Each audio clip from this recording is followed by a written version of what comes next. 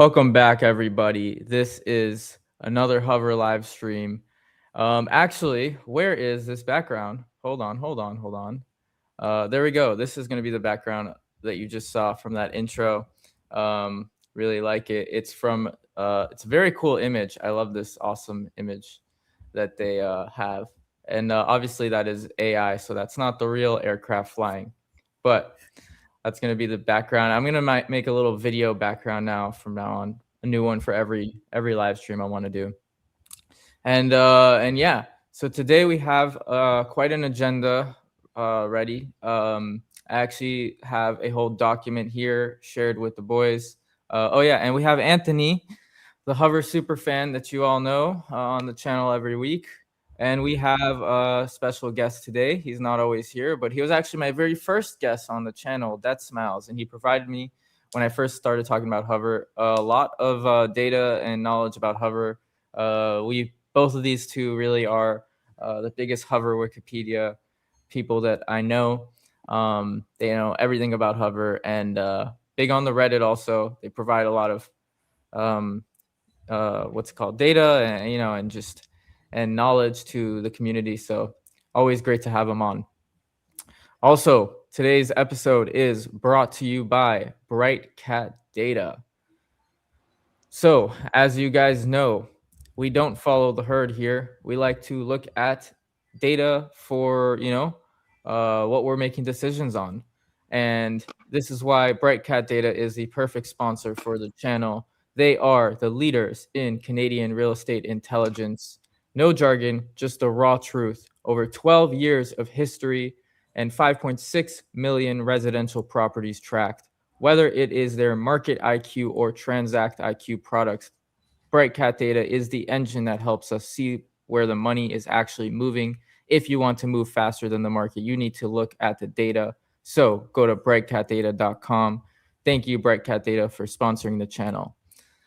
And if anyone else is interested in sponsoring the channel, definitely have slots available. So that's fun, and we'll be talking a little bit more about Bright Cat a little later. There's a little segment that we'll go over. But yeah, on the agenda today, should we announce a little bit of what we have? So actually, the biggest thing on the agenda that I'm excited for is we have a new Brandon Robinson interview this week. Very surprising. Not many people know about it. It has super little views. It was on a channel that was posted with just one video. They had like no subscribers. It's the only video they have. First one, just interview with Brandon. So pretty cool. So yeah, we're gonna screen share and share some clips about that. And yeah, so we also have we're gonna talk a little bit about charting out the path to commercialization for Hover. We also have a little bit of a special segment for Anthony today. We'll go over that a little later when that comes. That'll be fun. And then and we have Hover news of the week. We're gonna go over just kind of some things we didn't know about Hover and what's going on with Hover this week. Just some things they announced and what we have going. And yeah, there's some other things in the agenda, but let's get started with the typical thing I want to start with is who even is Hover, right? And maybe also showing the chart here in a minute. So I'm going to screen share this real quick. I think I want to start every video now with, to people who don't know, just let's start with the basics, right? I know this might be redundant to a lot of us, so we all know, but what is Hover? Hover is an aircraft, that they're building a prototype to prove the model that vertical takeoff and landing is viable, which is basically flying up and down, kind of like a helicopter, but much better than a helicopter. Why? Because it flies faster, farther, and more efficient and safer than your typical helicopter. So Hover, their main product that we're all focused on is the Cavert X7. That's hopefully this is going to be the iPhone product of the skies, right? So right now it's in a prototype, and like we said, it can take off vertically. But once in flight, our patented hover wing system reverts to the configuration of a conventional airplane. That's what makes it special and unique compared to the competition. As you can see, there's these fans in the wings that close up. You have here some basic stats. It's faster than all the competition, or majority at least. Not everyone is doing, everyone is actually a little bit different, but Hover is really competing with, the major competition. And we're not going to talk about like XTA. They can go 1,000 miles or whatever they want to do, but that aircraft is probably not going to work. Hasn't yet even flown a transition flight. Hover has flown, and that's what makes it really great. It's actually viable. It's working. And yeah, so here's all the specs. You could check out my channel if you don't know what Hover is. And yeah, we're going to discuss more about kind of news and things about it today. But if you don't know what it is from the beginning, definitely you should go on their channel, my channel, and you can learn more about it. I guess let's show the chart real quick. How has Hover been looking this week? In general, the markets have been pretty bad.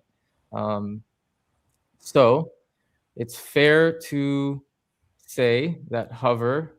Oh wait, by the way, was I screen sharing that page before, or I was just explaining everything? Did it show? It did not. Oh, I just realized I was looking at the web page and just saying everything, and it didn't even show. Damn, you guys got to tell me when I'm not screen sharing. I didn't realize. Anyways, we have here the price action for Hover this week. Looks like it's been a pretty bad week, but we are clearly below, well below our 20-day. No, what are my moving averages? Should be like 250 and 20, I think. Either way, we're well below most EMAs, and there's a lot of room to go up from here. Honestly, we are pretty much like, what is this? We're at pretty heavy resistance and support for around where we are. So I really hope we don't go more down from here, because then there's quite some downside, probably up to like $1.90 here area. But generally speaking, the upside is really great. We've hit over $4. We can definitely get that again. At IPO, the big number that we want to get back to is that $10-12 range from the initial IPO. So a lot of upside for Hover. And yeah, should we get right into it? Should we get into the interview? Do you guys have anything you want to say? Anything new this week in general for you guys, your life? Sure. The 12-month chart is amazing. It's like 45 cents, and now it's at the $1.35. Minus, if you just take out all the spikes and just look at it, like it is quite healthy. If you look at the other EVTOLs at their 12-month chart, it's a different story. So I think the people that see the long-term benefit in it, that are holding it up at these levels, is pretty good. I've been doing a lot of thinking lately, almost having like a mental computer breakdown, just like crunching different particular things. But I guess the one thing I could say is that with that whole the book, The Art of War thing, like where you, if you're up against a large adversary, you play possum and then you strike when they're least expecting it. I was thinking, we did get the short report, the last one, when it was coming down already. So they kind of like kicked us in the nuts when we were already coming down. But it's interesting because they're such a clean, ethical crew that they've publicly announced we don't release fluff news. We only release meaningful progress. So these people that want to kill the company and just attempt to short it into oblivion, they could use that as, a formula for themselves. But I do not believe that Horizon Aircraft will allow this thing to go quietly into the night.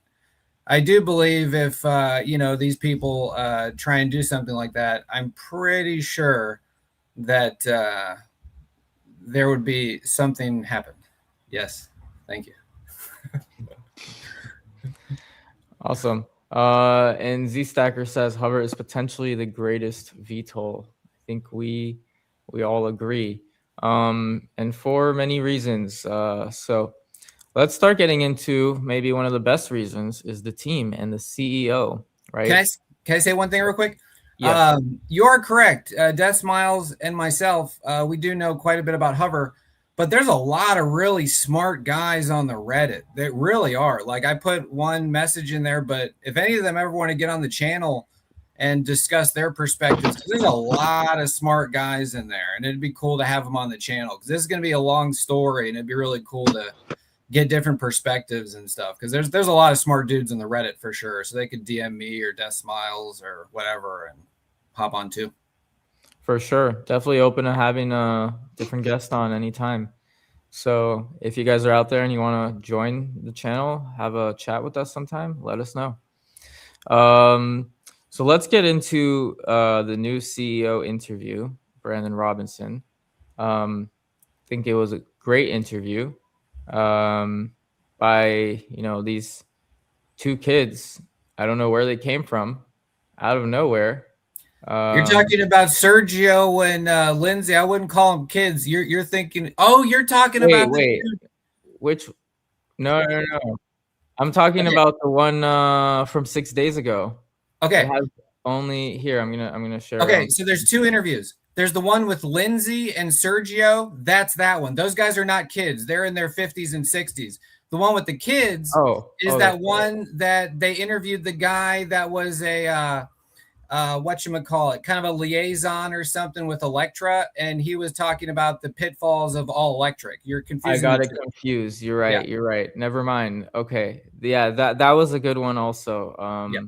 But I guess we're not going to talk about that one because that one's not too related to Hover. But that was interesting. Anyways, this is a good interview as well. This has very little views, so I think it's worth spotlighting. Only 200 views here from 6 days ago. They only have 7 subscribers. You know what? Let's give them a subscribe. We want more of this, so this is great. All right, it is a long interview, so we're only going to show parts of it. What part specifically did we want to go into? It's possible they have a larger following on Substack. I know they're not super longevity into YouTube. Good point. Okay, that probably could be the case, but most of the people here listening to me and watching are typically on YouTube, so I want to highlight and show some of this stuff. Yeah, they ain't seen it. They're like 200 views. Yeah. They ain't seen it. Yeah. Let me know if you can hear this, by the way. XTIA decided to go into drones. You can hear? Yep. Okay. In order so this is Sergio asking a drone question to Brandon, and pretty surprising good answer. So let's hear it. Under operation. So drones looks like a quick way to make money. Are you looking for that type of off ramp? Well, I'm not allowed to make any official announcements, but it is public knowledge that we were successful for an AFWERX DoD grant a little while ago. So the US DoD was interested enough in our technology. Out of 250 companies, they distilled us down to 5 awards of several $1 million spread across a few companies. And that allowed us to accelerate the development of our subscale prototype. Now, this thing is 22-foot wingspan. It's about 15 feet long and it weighs about 600 pounds. And it has some very exceptional capability as a drone. Now, we're not a drone company, to be clear, and we haven't made any announcements. But that is, just speaking academically, a pretty smart way to make some money and early revenue that can help fund the development of the full-scale aircraft without diluting shareholders. And I've been on record saying this before, of course, there are people interested in that smaller aircraft, again, the drone, the X5, we call it internally, for use, for potential commercial or military use as a drone. That's pretty self-evident, and we've said that on the record before. Do we have any current partnerships? No. Can we announce anything right now? Absolutely not. And we are focusing on the full-scale aircraft build, and that's coming along pretty well. I want to ask you questions about the build, but before we get... Yeah, that was a surprising answer. I thought they're not getting into drones. He's basically hinting at, correct me if I'm wrong, that, well, that's not out the picture and they just can't talk about it. And There is no partnership officially announced. Who knows what they can say, but this is Yeah, I like mean, I've something for brought the this up military, before. so it's all hidden and not known. Sorry, go ahead, that's Mouse. I've brought all this up before, quite a while back. I mean, they did the AFWorks phase 1 back in like 2020. They wrapped up, certain phases of that by 2022. And a lot of times the way the AFWorks happens, if you're not familiar with it, it's all military. So the way phase 1 works of the AFWorks is it's pretty much public. And like he said, they were picked out, number 5, out of five companies out of 250 that went for this AFWorks. So once you've won, you go on to phase 2. Now phase 2 is all non-disclosure. It's all military, so you can't be public about it. There's certain things that, and I've said this before, and I hate to just kind of beat a dead horse, but you can't disclose these things publicly. And I know he says there's no contracts and that, but this is all a government program, right? So when you get into phase 2 and phase 3, you can't talk about it. So what are they doing with that? What was the AFWorks program even about? It was about high altitude, high speed drones. So something to basically replace like the Bat or the Predator or something else that you could use. And I've said before, this model with the forward sweep design on the wing, a lot of people don't realize that allows for much higher altitude flight. So if you're going to use this for reconnaissance as a drone, being able to get up to that really high altitude and then unmanned as well is all positive for this thing in the future. And maybe he can't talk about it right now, but I know for sure somewhere down the road, how this works. We'll find out a decade later that, yeah, this was all going on the whole time. Awesome. That'd be Beautiful. great to know. And that's good insight to know that, hey, maybe there is extra stuff that we don't know about. And, that only makes their TAM and the viability of this company actually being profitable even better. So Yeah. great to hear. Yeah. Plus he did say when we interviewed him, it's all done. Like literally they could just give the tech to somebody. They just have to rework the brain a little bit and do this, do that, but it's pretty much ready to go. So that's and they didn't, put out the videos of it going in the back of a truck for no reason. Like everything has a reason and everything. Yeah. I mean, those guys were super excited. That thing goes on a trailer. Like, sign me up. Like, I mean, come on. Why were they out there to begin with? What were they looking at? What are they testing? It's all military stuff. Yep. Back to the interview. By the way, if you missed this, I linked it below in the description, so you guys can check out the whole interview later. We're just going to talk about and share some clips, highlights. This is a 26-minute long interview. It's pretty short, actually, but really great. So, all right, this next clip, Sergio asks about Canadian money. And he gets a good answer from Brandon. So let's hear it. So, my last question before I turn it over to Lindsay, maybe Brian would be best to answer this question. Are you seeing a favorable environment from the Canadian Department of Defense, in particular with President Trump's policy on insisting that everybody pay their fair share of defense? Is that a tailwind for Horizon? There is, Sergio, and more specifically, the requirement is for Canada to spend 2% of GDP. Traditionally, we've been somewhere between 1 and 1.5%. The increased spend on defense here in Canada is estimated to be somewhere between $15 and $20 billion every year. We are just starting to see the impact of that with numerous initiatives coming out that are promoting companies like ours to apply for grants that would fall under this increased defense spend. It's also evident by reading the early application criteria that they're emphasizing and domestic enterprises like ours and ones that are focused on unique and entrepreneurial solutions for the military and defense. So we believe this is a tremendous opportunity for us looking forward the next couple of years. So, Brian, just to clarify, you are a unique company. There's nobody else in Canada in your space. So that is an extra incentive that you can monetize. Yeah, and I'll jump in there. I'll jump in there real quick there, Brian, and say, absolutely. I mean, for the folks that don't know, I mean, I flew fighter aircraft in the Royal Canadian Air Force for 20 years. At the top of my career, we were planning and leading NATO coalition strike missions and training to go pick up pilots from beyond enemy lines or deliver special forces folks into sensitive areas. I would have loved to have had this machine, both the full-scale aircraft that we're developing now and building, and even on the drone side, the half-scale. Would have represented pretty significant capability across a number of different missions. Like I said, dropping off, picking up special forces, bringing out wounded troops and whatnot. So, and even logistics supplies, moving things around. We don't always have the infrastructure that everyone thinks. And to be able to land vertically and also fly very quickly and deploy quickly, carrying troops to where they need and stuff critical supplies for the supply chain on the military side would have been incredibly valuable.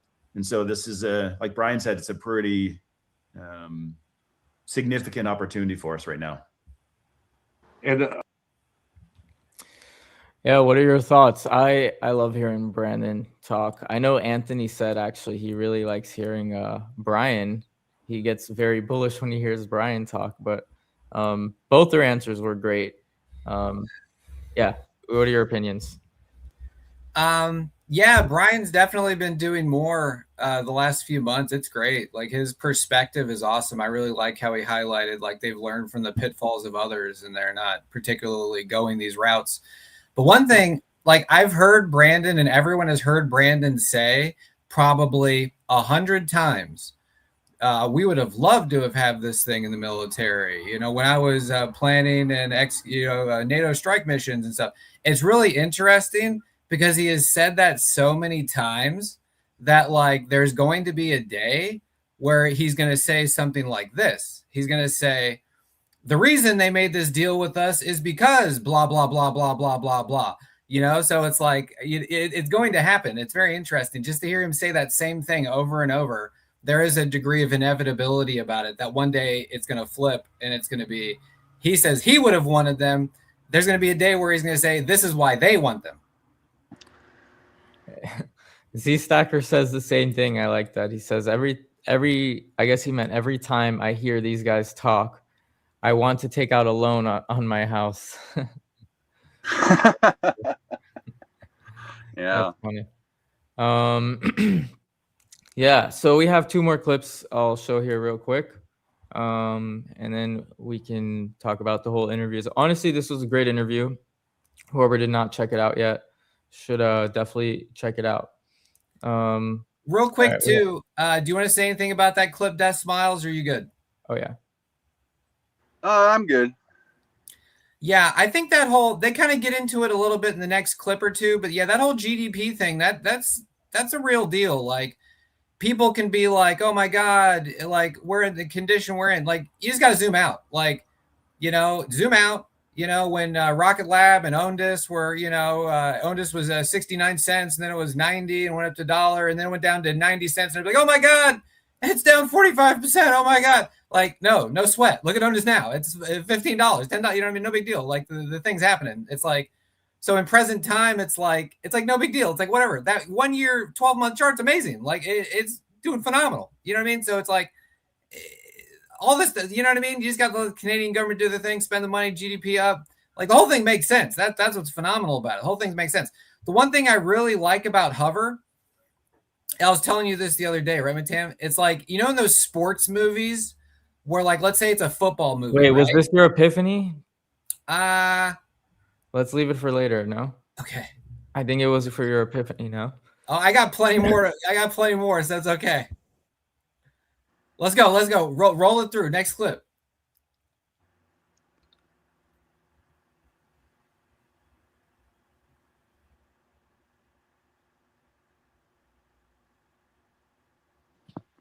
Oh, my bad. I was muted. Oh, my bad. I was saying, want to share this before the next clip. This is about the last clip. Paul O'Brien says, greetings from New Zealand. First of all, awesome to hear that. People from all over the world are tuning in. Would be great to have some interim income from drones as we wait for certification of the full-scale model project for 2030. Yeah, honestly, that would be awesome. And just like Brandon said, they can't announce anything officially. And just like Deathsmile says, we might just see all that drone, all these partnerships and whatever's going on in the future. But to Mark's point, Deathsmile, if they actually make revenue, they're a public company. They can't just sell drones and not announce it. And no, I get that. I completely understand that. But there's, I don't know how to explain this, but there's things in place, and you look at it like grants. So we're leaning on grants a lot, and other investors coming in. There's ways to feed the money into the company and still keep things to where it's not revenue, it's donating, it's for prototyping. And we do see some of that grant money coming in. So what is that going to, and what are we using that for, right? So we'll see. Give it time. We'll see at the end of the year. That's for sure. That's when everything finally comes out and all the books get reconciled properly and it becomes official. And that's kind of what happened at the end of last year. All of a sudden we got wave upon wave of, hey, we've been actually buying shares every month all year long, and all these reports came out, and it just, you know what I mean? Like it's bound to happen again.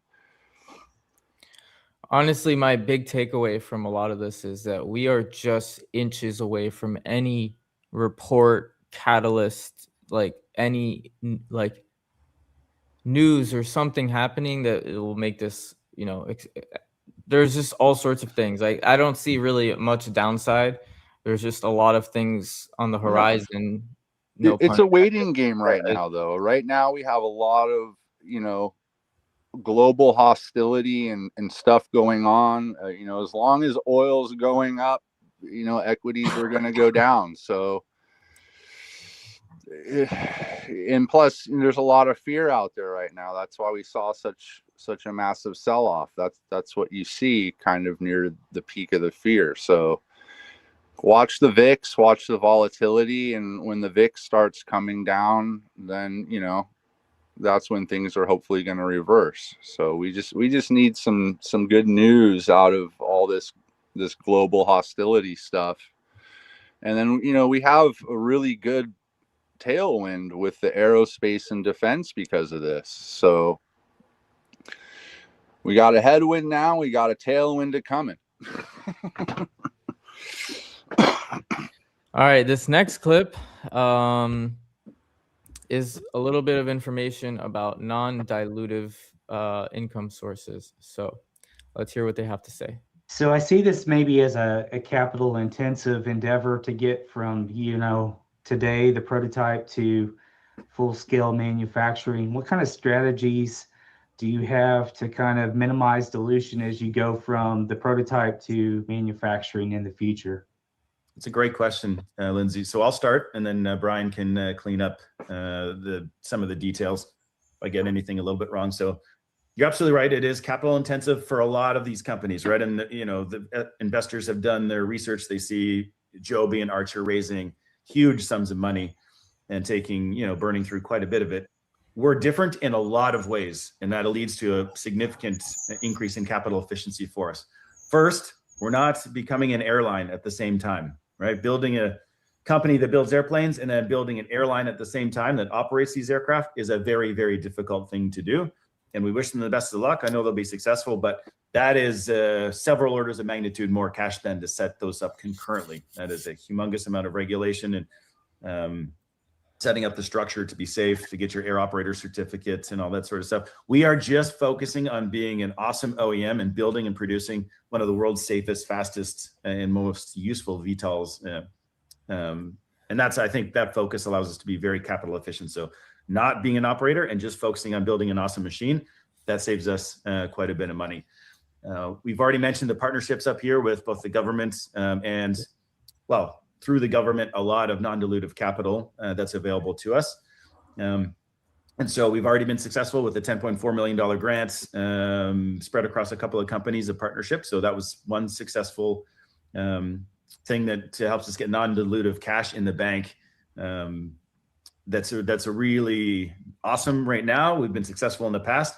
And as Brian alluded to, and what we said straight up, with the new mandate for defense spending, it's just the beginning. So there's going to be lots of exciting announcements along those lines.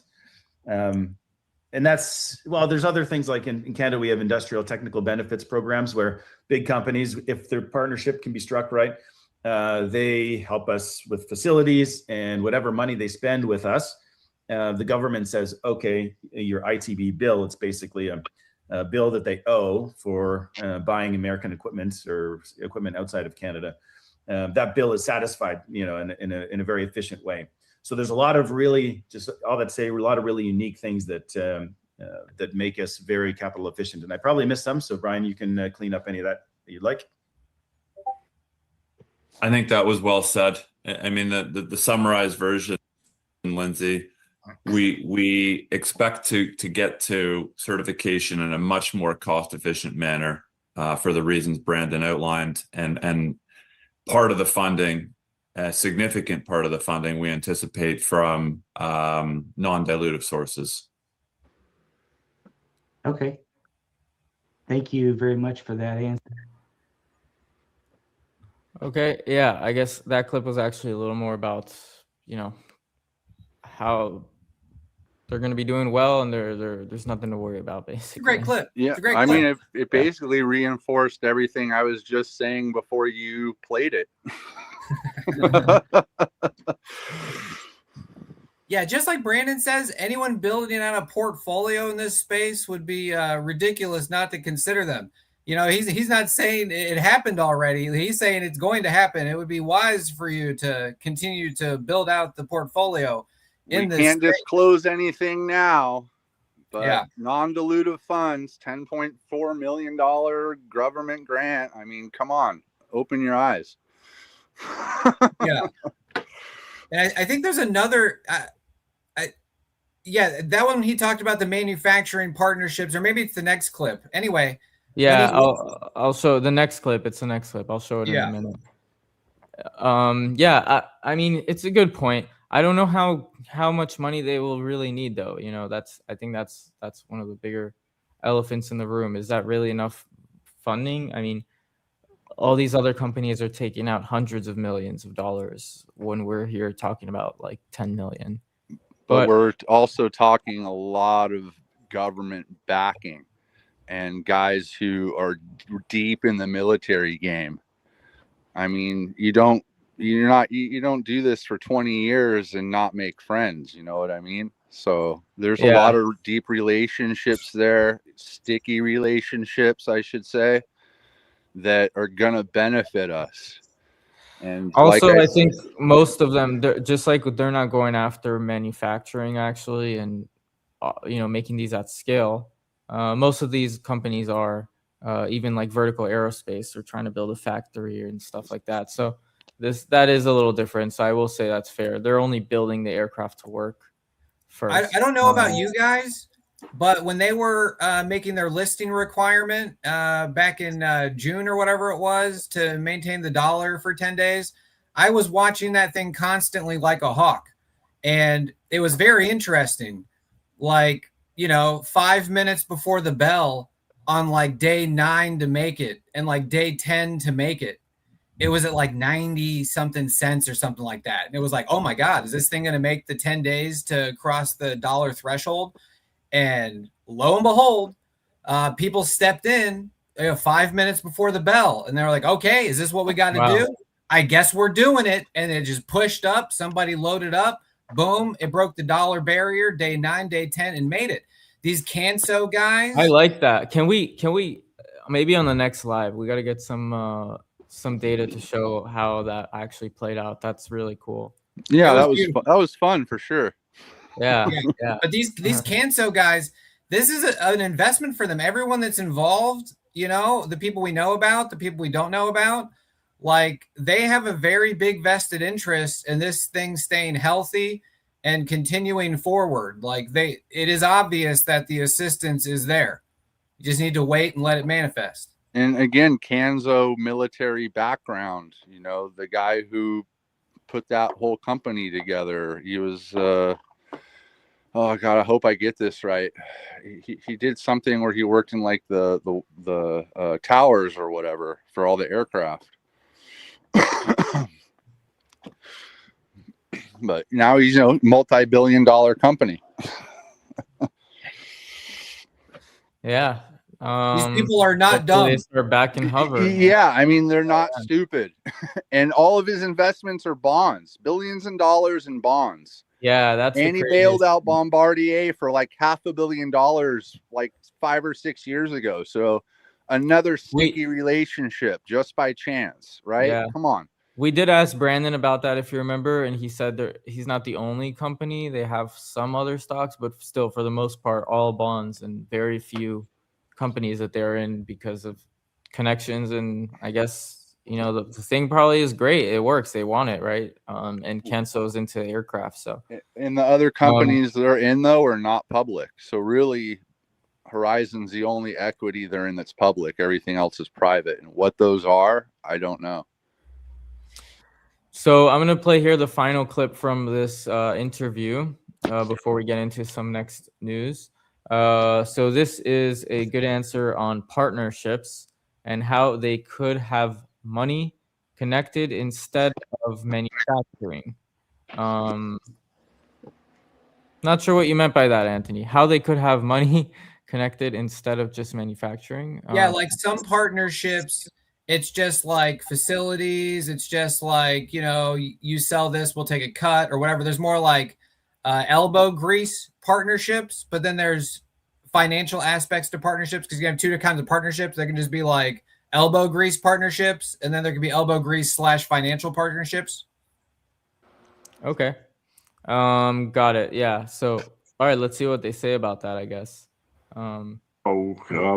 Investing in Horizon, will we see dilution, and how much if we are going to see dilution? Yeah, so we're very careful with any sort of dilutive offerings. You'll notice in the filings, we haven't raised any dilutive offerings in quite some time. Like I said, with all those non-dilutive sources of capital here in Canada and a management team that is very, very respectful of the shareholders, each and every one of them, we're going to, we're well capitalized right now and we're being very efficient. And so we can wait for really, the best terms. Brian, you can say anything else to cap that off if you'd like. We've seen other companies make mistakes in this area. We're very conscious of how and when we raise money and on what terms. We'll continue to do that and be that responsible team for our shareholders. That doesn't mean there won't be money raised in the future, because there will be. The government piece is not going to finance everything. But I would anticipate significantly less dilution than what we've observed with our peers. Well said. So won't the partnership bring in money? Right. So you have the partnership and the government money. So yeah. And that's and that's why it's difficult for us to estimate today exactly what level of dilution there'll be. Just the timing, of course, but also the nature of our partnerships is likely to influence the outcome. Be exciting, guys. So yeah, another good answer there. Honestly, these are things to be kind of concerned about always. Dilution, especially in penny stocks, and having a downward debt spiral. I like how Brandon talks about there's like, they're like the 1 in 100 company that are not taking those paths and trying to really have they're trying to do it right, and so far it's going right. So good to hear. That's pretty ensuring. And yeah, in the link below is the full interview if you want to check it out. Check it out. It's awesome. Good to know, if you're an investor. So let's move on. Unless I guess opinions on that clip. Would you like to go first, Des Miles? No, I'm totally comfortable with what's happening. Dilution wise, I've mapped it out to 2030 already. So I think we're probably going to get some revisions there in the future. I just need to get the year-end annual report. Yeah. Anthony, your thoughts? Yeah, the plan still just seems super simple. They got enough money to make the full-scale demonstrator in the bank now. They're doing that very well and super obviously. And then once that manifests, then the different buy roads are just, does the partnership come before that? Does partnership come after that? And then people will infuse the capital that everyone is anticipating happening. And then when that happens, then we'll know which way we're going with what, but all the roads lead straight down the middle as far as I'm concerned. Seems like a simple plan. I think that's what's kind of shocking to people is a simple plan. They get surprised and it has to be more complicated than it is. Yeah, I agree. But it isn't straightforward. People don't know it all. We're pretty deep in and already understand the plan and I guess the competition. I mean, there is a lot of other competition, to be fair. But maybe we can jump into that because actually now we're going to get into the sponsor segment. Nice. This is going to be a new segment I'm going to do every week now. This is brought to you by BrightCat Data. Go to brightcatdata.com to get your data on Canadian real estate intelligence. And so this is going to be eVTOL news of the week. I'm not sure yet what to title it. But what my goal is to go over a little bit of more macro data about eVTOL news as a whole. Since we only talk about HOVR, maybe we should, always compare and see what's happening with other companies. So the first and biggest piece of news that I think is, quite notable was Eve Air Mobility this week. Did you guys see what's up with Eve Air Mobility? No, do tell. All right, let me share screen here.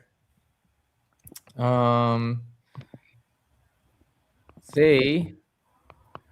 second. Can you see my screen? Oh no, there we go. Yeah, so let me play this video. This is a flight in Brazil. Literally 4 days ago on March 25th, they conducted a successful flight of its full-scale engineering prototype in Brazil. I think there was a pilot. I could be wrong. I'm not sure. I think there was a pilot. This was a big moment, though, because the flight was witnessed by the Brazilian president, Luiz Inácio Lula da Silva. Probably pronounced that wrong. Yeah, this is actually when I've viewed this, I don't know if you're seeing, this looks super slow. And it isn't a transition flight, actually. It's literally flying up and back down, as you see. And it kind of flies even backwards. Pretty interesting. But yeah, this is Eve Air Mobility flying in Brazil, showing the president what they could do, which is pretty interesting because that means they probably have ties now and maybe can get some funding, non-dilutive sources for them. So that's pretty good. That's definitely good news. And also they have so they released with this a progress report. The prototype has now completed 35 flights and accumulated roughly 1.5 hours of flight time since December. Testing only 1.5 hours. It's not a lot. But it's just test flights. Testing its currently focused on low speed maneuvers up to 15 knots with plans to push 30 knots in coming days. It flies very slow, very, very slow actually. And I think they only flew as high as 140 meters So definitely nothing like hover trying to go for like what 10,000 feet above the air or something. And I'll just end it with this here. Let's get to this landing. I don't understand. Look, this thing is going up and back down and up and back. It's super floppy, this landing. Have you guys never seen this? I'm Or I familiar guess with the or company. aircraft? I'm Yeah. familiar with the company. That's all electric, right? It is all electric, so can't fly too far. It's only an experimental aircraft, so none of this is certified. And experimental means, well, learning from Mark, they could sell this experimental version, but they have to sell it to someone who knows their stuff, kind of like Mark. You can't just buy the full aircraft. You kind of have to buy it almost like IKEA, where it's like 50% of it is like built and you have to build the rest of it basically. And that's the only way they could sell it the way it is right now. But they're obviously not going to do that. They're going to go for the full scale. But yeah, that was the aircraft. I thought it just looked pretty floppy landing here. I don't know. This is all live speed. I'm not slowing it down or anything. This is yeah. So this is HOVR Mobility, biggest news of the week. Flying in Brazil, showing the president, and yeah. So the next big eVTOL news of the week, we have Vertical Aerospace. Big news with Vertical Aerospace. They released their earnings report this week, and the stock tanked 18% in one day instantly. So let's go over a little bit of what happened over there. All right. I'm not going to read all this. I'm just going to read the 4 bulleted points here, and then actually what happened that they're not going to mention here so straightly. But Valo, which is their aircraft right here, beautiful aircraft actually. Valo launched, driving renewed customers and partner demand. Significant piloted flight phase completed. Wait, am I sharing screen here? Yes. Okay. Yeah. Transition testing underway. Manufacturing expansion supports early production and recurring revenue streams.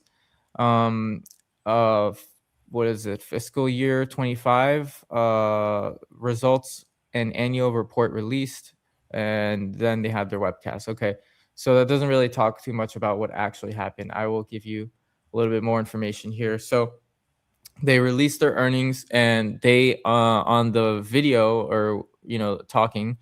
They said they issued a little warning.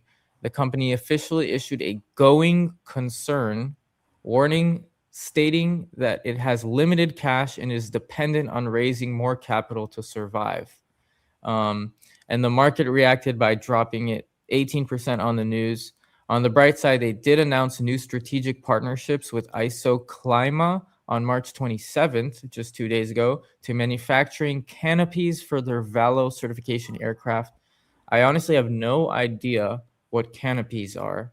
I don't know what that means. I should probably look into that, but what is that, like a parachute or I don't know. But they have a new partnership. Yeah.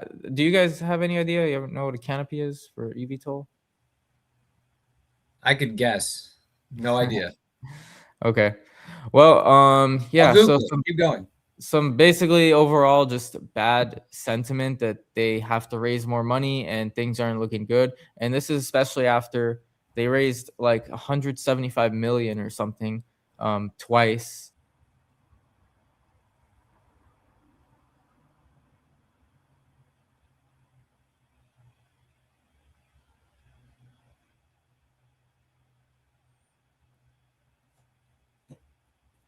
My bad. Whoops. I was worried the stream ended there. I accidentally left the StreamYard. Okay. Can you guys hear me? Yes, sir. Yeah, I hear you. A canopy is like your cockpit glass, dude. Yeah. Okay. All right. So I guess it's just a little partnership announced that they got the cockpit glass in place, but still their financials are not looking great now. So that's no bueno for Vertical. Next good for on Hover, the news. though. It's good for Hover because it sucks. But I really want all the eVTOLs to do good. It seems the algos like to clump them into a group as themselves. as time goes on, Hover is complementary to the others and their game plan program, and lack of infrastructure and all these type of details will become more salient points to the general public as these things kind of go on. We all know it because we research it, but if you check out, forums, there's people that don't even know about Hover. You know what I'm saying? It's like, we're ready. Let's go. And then other people are like, you should build out a portfolio in this space. Consider us. You know what I mean? So it's like, but I wish them all well, for God's sake. Yes. Yeah. And just like another company that you may feel the same way about, the next piece of news, we actually have 4 here. We talked about Eve, Vertical, and now we have Archer. Before we get into the last piece of news, that's pretty exciting, actually. Archer Aviation is scaling manufacturing. I'm just going to quickly read over this. Not too much to share. You all know what Archer Aircraft looks like. And yeah, so briefly, just about them. They spent the week focused on showing investors that they are ready for their factory phase. Scaling up, they have a news report on March 24th that they released highlighting Archer's progress in standardizing its manufacturing progress. They align their production readiness specifically to match their FAA certification timeline to avoid a bottleneck once they get the green light to fly. I think this is actually a little bit interesting because they're basically, before they're even getting the full FAA certification, they're saying, we're ready. Once we get certified, boom, we're going to manufacture these things. Like we already have the facility ready. But what happens if they don't get certified yet and they need to make some changes? Then they have to change their whole production line and things in their factory. I don't know how simple that is to do. So honestly, knowing from Elon and how he scales things, that's the hardest thing to do, actually, to scale manufacturing and have a machine that builds the machines, right? The factory is what really is going to be building all this. So making sure it all works and these machines work and you don't have to change the process. That's a big, big deal. So that's the news with Archer, scaling manufacturing. Pretty good news, I guess, overall for them. I guess there is a little bad news as well. We had this week for Archer, so let's share that as well. We have here United delivers a gut punch to Archer. So I'm not going to read all this, but we have here the key points. So the bombshell remarks centered on several critical challenges. Kirby is who I guess wrote the report, believes the current shuttle model faces. Economic viability. Kirby questioned whether the high costs associated with eVTOL operations could be offset by the revenue from the short airport transfers. That is a good point, honestly. These are pretty expensive, and are people actually going to be using them versus, like a bus that people take with, when they go from the airport or whatever other airport shuttle services may be. Infrastructure footprint. He noted that a significant airport space and infrastructure required to support these operations may not be sustainable or scalable, right? Airports are already built for what they're doing. They're not ever built and had in mind to have vertiports. So, vertiport is real estate at the end of the day. They have to kind of, not only create where they're landing, create the whole process now of how people are going to go to there and from there, and what are all the next steps of transportation around all that. And it takes space, it takes money, it takes time, it takes logistics. It's a whole nother business model for the airport that they have to figure out, and it's all brand new. So, that's the Wild West. So that's a good point. Infrastructure footprint is pretty valid, I think. Operational throughput. Concerns were raised about whether the system could handle enough passengers to remain profitable, especially given the low throughput inherent in current eVTOL designs. I'm not sure what it means by throughput, but it is a good point. They're not taking too many passengers. It's going to be very short distance. There are alternatives. Is this really needed, or is this going to be like a glorified, awesome product that, you just want, but you don't really need? And then are they actually going to make some sales? I don't know. Let's see. United eVTOL strategy is clear as mud. Despite these comments, United continued to integrate Archer Aviation's technology into its broader future fleet plans. So that's good news, I guess. Even though they're concerned, they're still continuing. And aircraft delivery, and United still plans to take delivery of the Archer Midnight aircraft, which was displayed at the Elevated event in Los Angeles on the same day. Expanded use cases. Archer has already announced flight networks in cities like New York, Los Angeles, and Miami, and plan to operate during the 2028 Olympic Games in Los Angeles. Interesting that New York is on there because that's a cold place with a lot of snow. So that's quite interesting.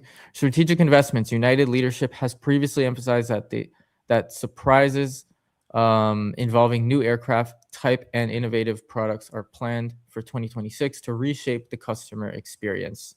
So that is what we know about United's little fiasco this week with Archer. So continuing on, we had Eve, Vertical, Archer, and now we have Air. Do you guys know about Air? This is a pretty cool company. They're actually based in Israel. This aircraft reminds me a lot of Jet Set 1 that Palmer Luckey received recently. This is what it looks like. This is a two-passenger. This is only a two-passenger aircraft, so very small. It's honestly almost like supposed to be like the sports car of the sky. They're actually based in Israel. Israel is a great country known for its technology and innovation. Kind of a number 2 startup nation after like San Francisco and U.S. as a whole. A lot of innovation comes out of there. So, I honestly don't think this is so viable. This looks just like a big drone. But props to them. And they're also working on a cargo version of the aircraft. This is what the cargo version of it looks like. And this is the two-seater passenger. But why am I even showing this? What's their news? Well, kind of crazy. They surpassed $1 billion in orders. I guess they're taking pre-orders. Pretty crazy, from 3,300 customers who are joining the wait list. Obviously, they didn't pay $1 billion. It's just, what the price is, and they paid a deposit. But from all the deposit, they got $35 million in book revenue that they can, actually use. So that's pretty awesome. $35 million cash that they can actually start building these things, and $1 billion in potential revenue if they do, work as they promise. I actually didn't think of sharing their website, but now I think I maybe should, because I thought it was pretty interesting. The 3,300 customers that they have on there, they actually display it on their website. Let me show you here in a second what I mean. Real quick, that William George Brumder, he sure likes him another company in the same region, that Para-Zero. What are you talking about? William George Brumder. He's in that Para-Zero too, the company in Israel that does the parachutes for the drones. Oh, interesting. Oh, I didn't know that. Nice. Yep. So this is Air's website, by the way. They have here, I don't know why they would put this. They have a map of everyone who pre-ordered, but I think it's pretty cool just to see where all the pre-orders are coming from, like pretty much all over the world except for Asia almost. Even Africa here, you have one from Nigeria, Kenya. How crazy. Israel obviously has quite a few here because they're based there, but there's France, you have in Brazil, Chile, Uruguay, New Zealand, Australia. Pretty damn cool, all over the world. But a little weird that they're showing that. But Canada as well. Look how many here in Canada, which is interesting because I doubt this is going to be FIKI certified. But hey, people are paying them and ordering this thing. Yeah. Anyways, so yeah, that is the eVTOL news of the week. We talked about Eve, Vertical, Archer, and Air with their $1 billion backlog. And yeah, You surprised me. You surprised me with that being the last one. I thought you were gonna, because I didn't know what you were gonna do. I thought it was gonna be Joby because they released that flight footage in San Francisco. That was hot. If the market wasn't melting down, that would have pushed it up real nice. Yeah, I guess I could have included that. I like the ones I have here, but They're great. yeah. They're great. I'm just Yeah. saying it was a surprise. I like surprises. Yeah. Yeah. I didn't want to make it too long. Honestly, I wanted to make it 3, and I really wanted to include air, so we had that 4th one there. That's cool. But yeah, I'm gonna try and do this every week. A little bit of news of the whole sector. So this was your eVTOL news segment of the week, and this was brought to you by Bright Cat Data. Get your macro news about Canadian real estate intelligence, just like we're talking about macro data on eVTOL news. It's always good to know what the market is doing and where the market is going. So this was brought to you by Bright Cat Data. Thank you for sponsoring the channel, and let's get back to the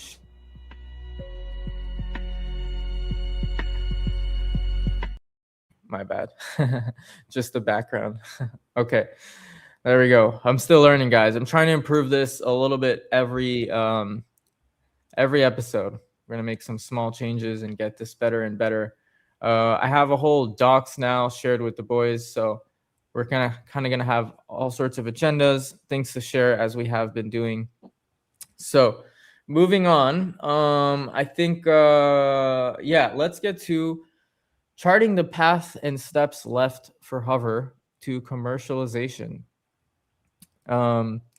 So in this image here, we did do kind of a whole video comparing also the report the recent report they released. So this is, we're gonna just compare and show what's next. So this is what we already went through, right? Actually, Anthony, you want to give us a little bit of make this exciting, because this is like, you want to give us a little report? Can you see this, by the way? You can. Yeah, see it looks great. Okay. Yeah, give us a report of the timeline one by one and how all this played out, and yeah, with your excitement, because this is exciting stuff where we're at today. Well, I'll try to do it in conservatism to throw him a curveball. How about that? Sure. Well, it appears here in January 2021, the inception of the concept via Brandon Robinson and crew to the financial institutions that wanted to enter the space with the renderings of the fantastic idea that they have, January 2021.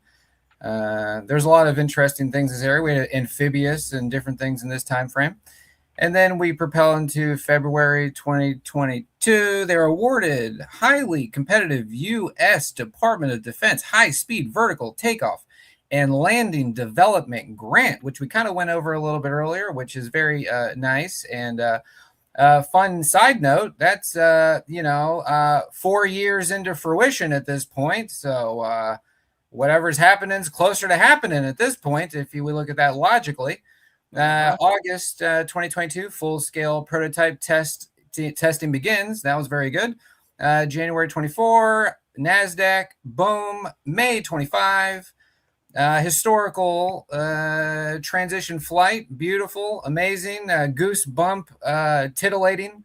Quick to highlight, from August of 2022, they just started large-scale prototype testing, and then they actually flew the full thing May 2025.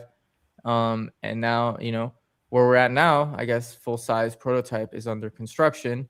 And, we went from 2022 to 2025, and now 2025 to about end of 26 to 27 here for the next image of actually having the full-scale finished and flown. And if you look at the timeline, about 3 years there. Once it's finished and flown, 2027 to 2030 for full-scale certification. What do you think, Anthony? These are pretty conservative numbers, pretty good. It looks pretty good, right? It's either right on the money or it's, promise and over-deliver. Yeah. So, I just wanted to highlight and show just generally kind of where we are. I think And I guess we'll get into some of HOVR's news of the week. But generally here from, since we're talking a little bit about macro eVTOL, now we're going to talk about macro, this is macro HOVR. This is what we went through, the from design to actual full development and the thing being flown.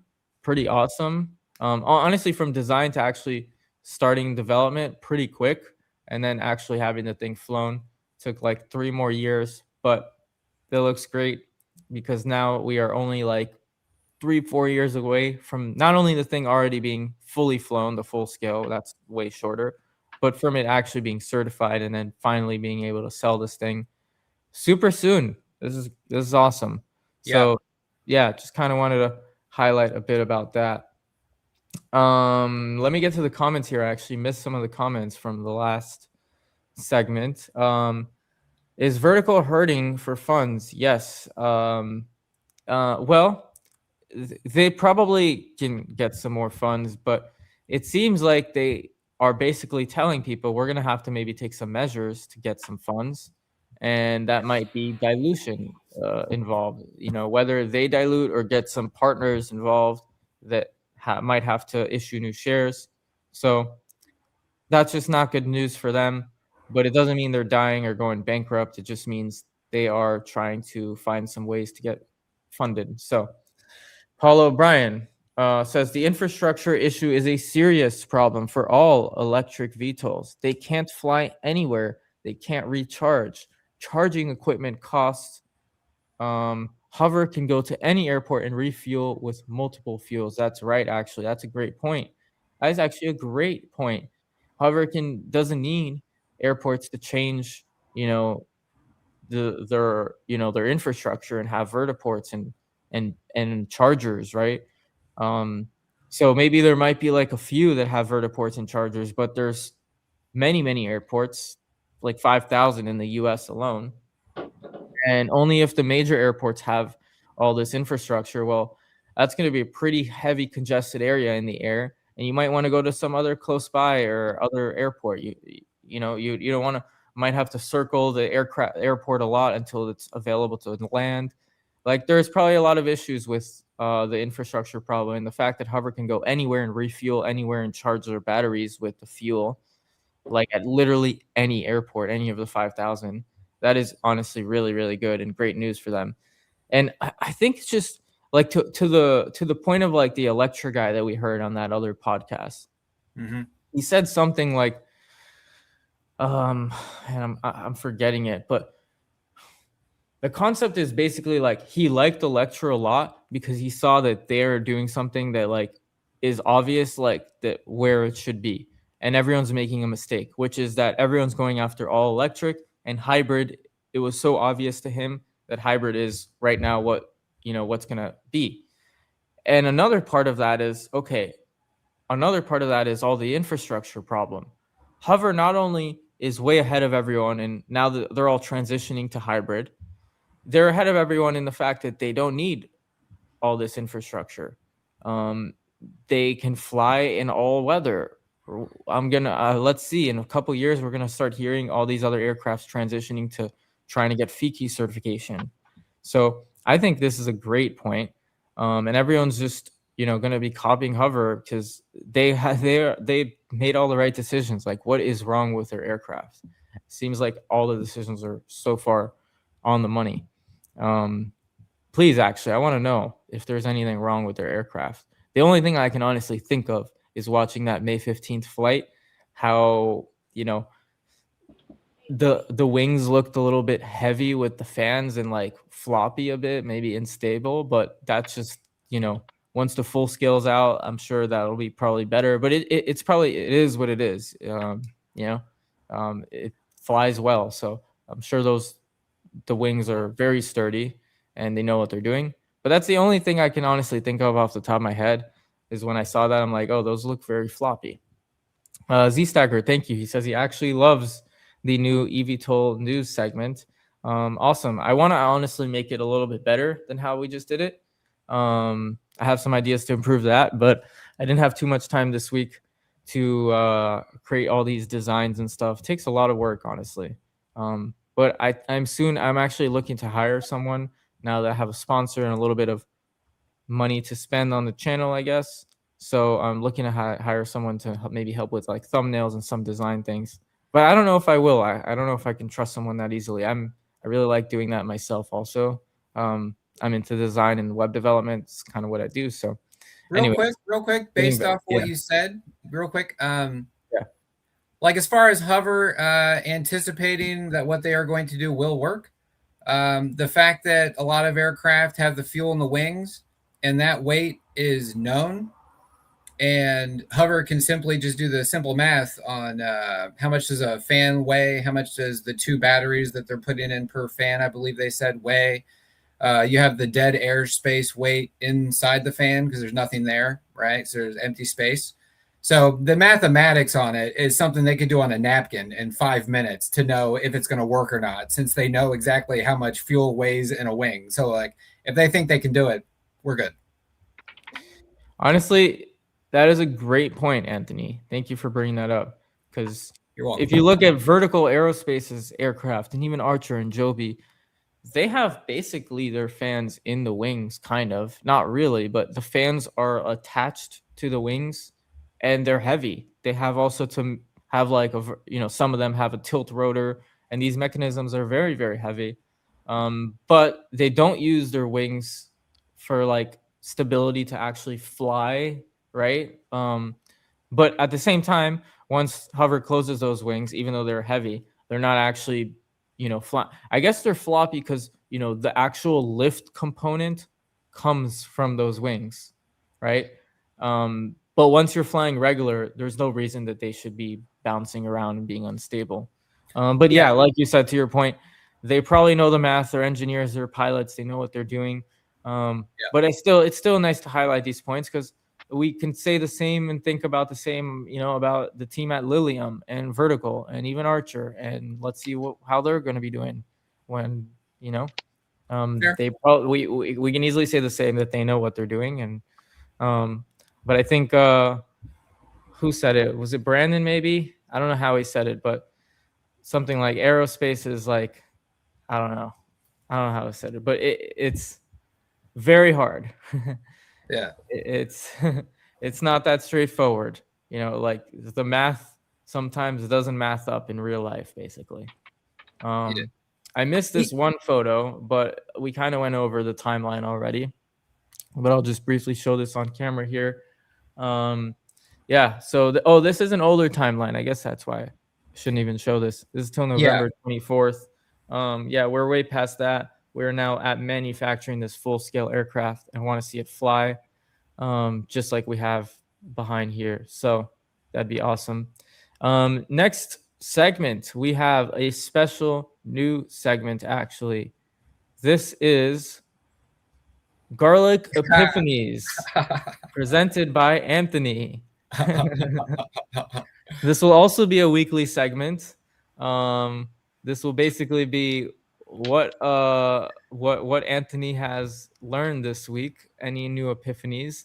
Anthony's and I are, we're usually on phone calls together and stuff, and he gave me this epiphany this week, and he's like, oh, we can have a topic about this and make the video about that. And I'm like, well, I don't think we can make the entire video about that, but it would be nice now to give a little segment. So I figured out we could just maybe make little segments and have a little epiphany moments with Anthony.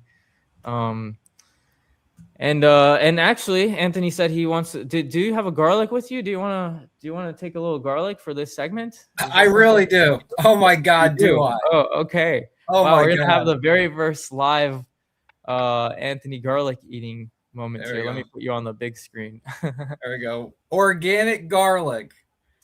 Oh boy, guys! So we've done it. Me and Mark has done this because of Anthony, and it is not pleasant to say the least. But it's healthy. Oh my God. Yeah, I guess you want to give a quick recap on why it's so healthy. Why do you do this actually? Because people maybe who are new and listening, they're like, what is this guy doing taking garlic right now? Yeah, so it's funny. Like vitamin C does 1,000 things, right? You can't just be like, take vitamin C for this. Like vitamin C does 1,000 things, right? So certain nutrients do a lot of things. Like garlic does a lot of things.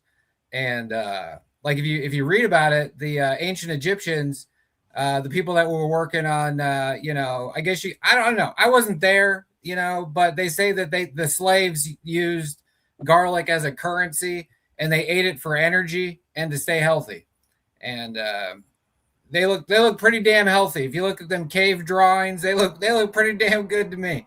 So I take a lot of garlic. It's very healthy, thins your blood, all kinds of awesome stuff. And yep. So here we go. We got some garlic. I'm doing the garlic kind of like in sports, like you win a game, you don't wash your jersey. You win a game, you don't wash your jersey, you don't get a haircut, you wear the same socks, right? It's just kind of what is it? Superstition or something like that, right? So anyway, I got my garlic, highly recommend it, right? It's like liquid pizza. See if you go like that. Now this is the thing. Chewing tobacco, why do people take chewing tobacco? Because in your mouth, you got mucous membranes that go straight into your bloodstream, straight to your brain, everything, right? So same thing, right? Done, right? And we got plenty of toothpaste, all good. Like I said, COVID was the best because I wore the mask. You see? Anyway, done. Yeah. I highly recommend it. That's right. The smell of the garlic is the only downside, but like he mentioned, many, many benefits and a lot of history with garlic. Nice little overview for people. And now I think it's time. Now that you've taken the garlic. Oh, wait, did you take it with some water, right? I did. Oh, man, that is so liquid spicy. Pizza. He does this every day, so this is so casual for him. But for me, I'd be freaking. I need like a smoothie or something right after that. It hits, bro. It hits. There's a reason why the rodeo riders take the chewing tobacco right before they hop on the bull. It jacks you, bro. So Awesome. anywho, back to this sports analogy with tradition and these type of things. I was thinking the other day, like if you watch these sports films where like the team's in opposition with another team and they literally tell them exactly what they're going to do, right? They're like the two, like, the protagonists, the two teams, the guy looks at him, he's like, we're running right up the middle. Like they just tell him like, huddle, we're running right up the middle, right at you, right? And then they hike the ball, boom, they run right up the middle at the guy, right? And it's funny because that's kind of what HOVR's doing. They're like basically telling you exactly what they're going to do. Now, granted, there are things that can't be communicated about regarding the governmental situations and these type of things. And but they tell you exactly what they're going to do. They run right up the middle, done. But it's interesting because, as I was alluding to earlier, as these people that want to maybe short the stock or push it down or see weakness that they want to fester in HOVR, they're like, oh, they're only going to announce meaningful partnerships. They're only going to announce milestones. Well, I know those milestones ain't coming, so I'm going to short the stock or something like that. So granted, you can what your Achilles heel is and use it to your benefit. They are a 2.0 program, so they are learning from the pitfalls of others. And just like Brandon said, these things have to be publicly announced within a reasonable time frame after someone signs on the dotted line and the thing becomes official. So if I was them, I would have certain circumstances locked and loaded and ready to go so that when we did have to pull that, ace in the hole out and, somebody was coming after us with maybe short report number 2 or whatever, right? And we just pull that out and then it's like, boom, you know what I'm saying? It could be whatever. I'm not even going to speculate on what it is. It just could be anything that's fucking awesome. Could be there locked and loaded, ready to go. So I was thinking about that, how like you can tell them exactly what you're going to do and you can do it, but then you can know that on the other hand, they know that, so you could at a very pivotal point do the opposite, right? Because they're like, we're not like, look at the guys that you highlighted there, that 1 billion in LOIs. It's like, you know what I'm saying? It's like, yeah, we ain't sold nothing, but we got this $1 billion. Brandon's like, we're just going meaningful. We're just no fluff news from us. And then people could look at that as weakness. But in the end, Brandon knows that, Brian know that, all these guys know that. So they can reverse psychology judo these dudes and use their momentum against them, because that's when we pump. That's when we judo. We use their momentum against them to throw them to the floor. And then we go up, and then Brandon and them are doing their due diligence to maintain shareholder health by, you know, scraping some off to the side to use later whenever feasible. So that's what I was thinking. I thought that sports analogy was kind of cool. The whole like telling the opposition exactly what you're going to do. And yeah, thank you. Yeah, for sure. It was fun. So this was Garlic Epiphanies presented by Anthony. Yeah, tell us if in the chat if you guys like that, and we're gonna do this weekly. And Anthony will come up with some new epiphany and new like agenda every week on what to share with you guys. So that was fun. Back to the show. Did we lose What do we Death have next Smiles, or here? did he go to the grocery store to buy some garlic? It looks like it. It may be. He was like, I ain't being no part of this. I'm out of here. Yes. So, also, I always forget. I'm gonna start presenting this, but I don't know if it matters because you're all on screen. But this QR code is, I guess I should bring this up only in the beginning when I mentioned for the first time. The sponsor is BrightCat Data. You can also go to this QR code, and it will present. It will go to brightcatdata.com.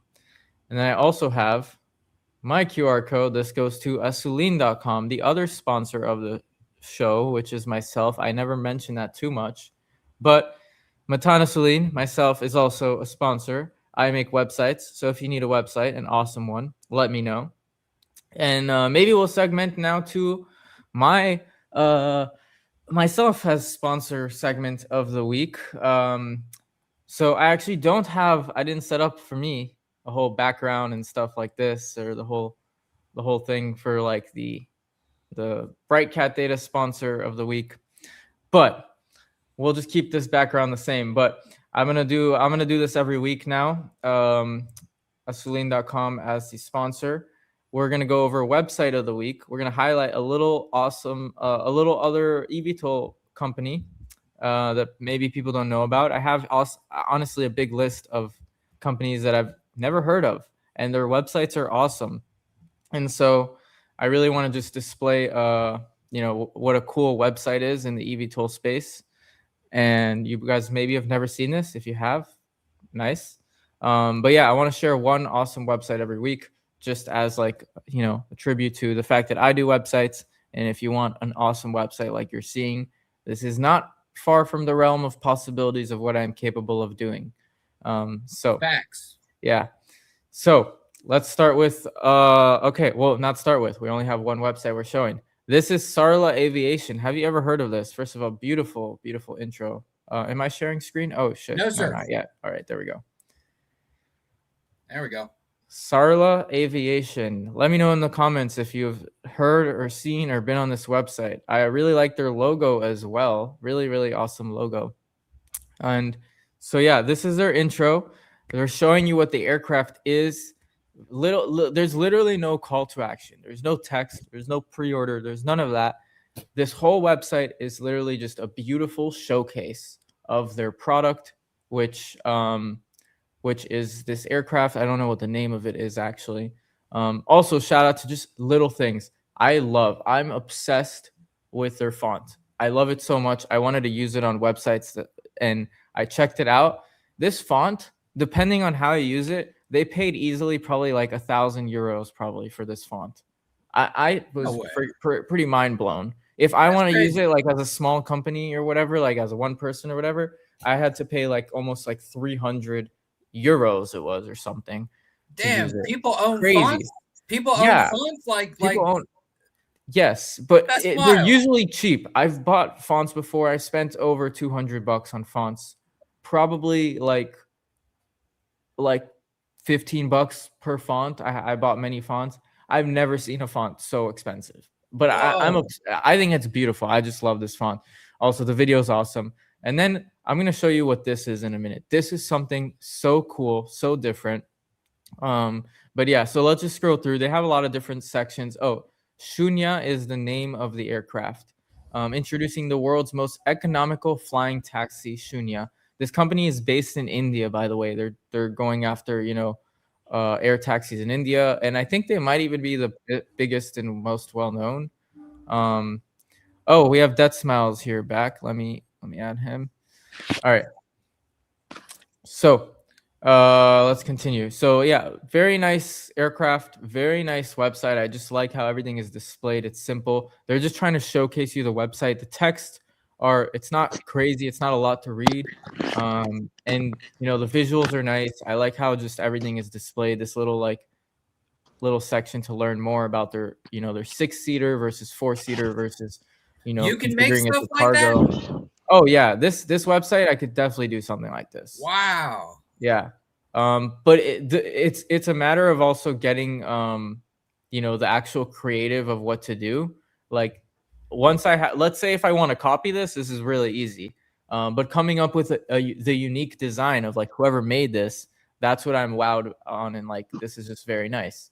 Like this awesome video that as soon as you come down, you're seeing the aircraft from this specific angle, and you have water down here, all these little things, all the blue.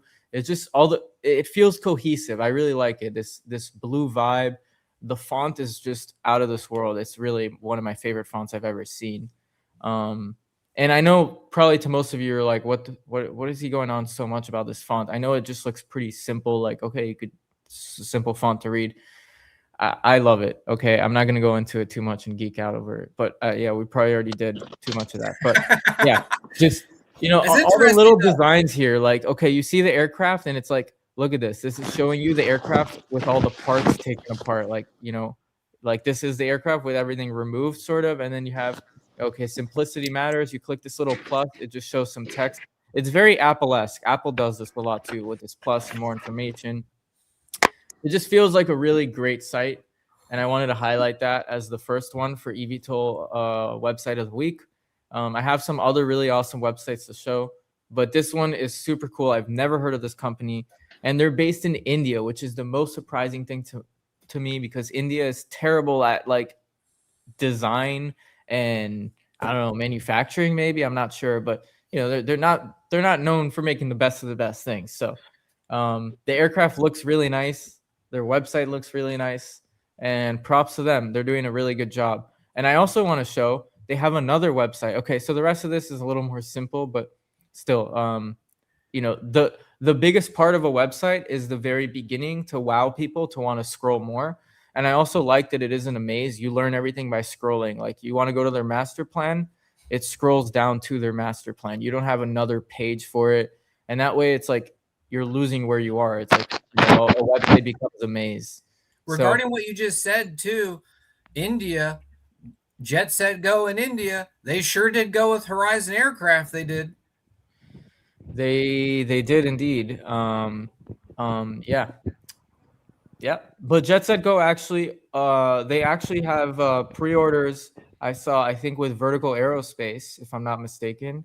So, Nice. so they're not the only ones. All right, can you see this website? Yes. This is so cool.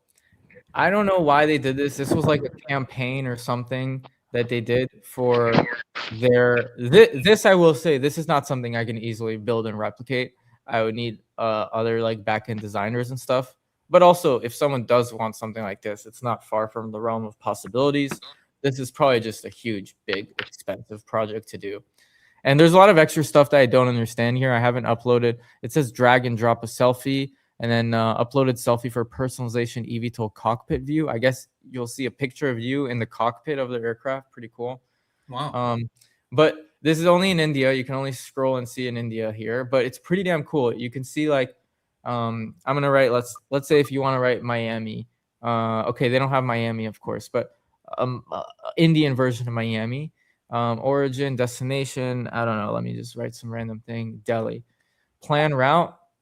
Boom, look at that. Look how cool this is. It shows you like, if you're in India and you want to go from one place to another, just put the address, and it shows you how the red is showing where you would drive, I guess, and then the purple is showing where, how this thing would fly. The fact that you can also move all these things is super cool. And then it shows you here the flight details. So eVTOL time, this will take 5 hours. And wow, this was a 6-hour flight with eVTOLs. but in the car it would take you 33 hours, saving you 27 hours. That is crazy. Wow, India is huge. Wow, that's so crazy.